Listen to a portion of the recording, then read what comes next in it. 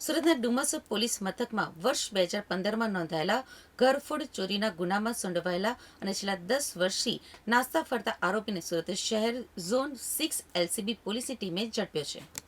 આ આરોપીને રાજસ્થાનના તથા હરિયાણા બોર્ડર ઉપર આવેલા ડીંગ જિલ્લા ખાતેથી ઝડપી પાડી કાયદેસરની કાર્યવાહી હાથ ધરવામાં આવી છે.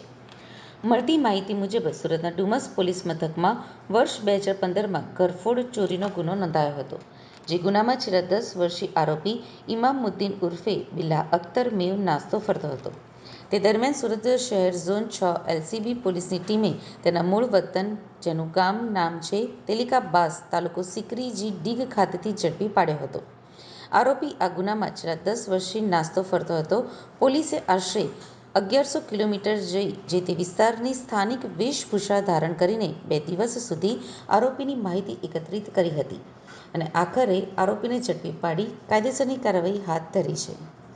માનનીય પોલીસ કમિશનર શ્રી સુરત શહેર અનુપમસિંહ ગેહલોત સાહેબ તેમજ સેક્ટર 2 સંયુક્ત પોલીસ કમિશનર શ્રી ડામોર સાહેબના નાસ્તા ફરતા આરોપીઓને પકડી કાઢવાની સૂચનાના આધારે શ્રી રાજેશ પરમાર સાહેબ નાયબ police commissioner Shri zone 6 Surat શહેરનાઓના સીધા સુપરવિઝનમાં ઝોન 6 એલસીબીની ટીમને ટેકનિકલ સોર્સ તથા હ્યુમન સોર્સથી તપાસ કરતા બાતમી મળેલ હતી કે ડુમસ પોલીસ સ્ટેશનના એફઆઈઆર નંબર 31/2015 ઇપીકો કલમ 457, 380, 114, 411 ઘરફોડના મુજબના કામે નાસ્તો ફરતો આરોપી ઇમામુદ્દીન ઉર્ફે બિલ્લા અખ્તર મેવ તેના મૂળ વતન ગામ તેલિકાબાસ, સિકરી, જિલ્લા ડીગ, રાજસ્થાન કે જે અહીંથી લગભગ 1100 કિલોમીટર દૂર છે, જે ખાતે સંતાયેલો હોવાની આધારભૂત બાતમી મળી આવેલ હતી.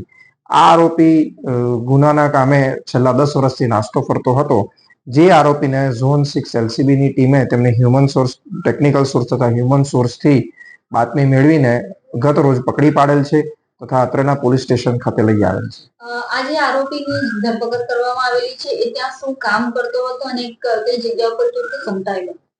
આ આરોપી તેના મૂળ વતનના ગામે સંતાઈને છૂટક મજૂરી કરતો હતો તથા પોતાનું ગુજરાન ચલાવતો હતો. મૂળે તે અહીં કરેલા ગુનાથી સંતાઈને નાસ્તો ફરતો રહેતો હતો અને પોતાના વતન ખાતે તે આવેલા હોવાની બાતમી મળેલ હતી.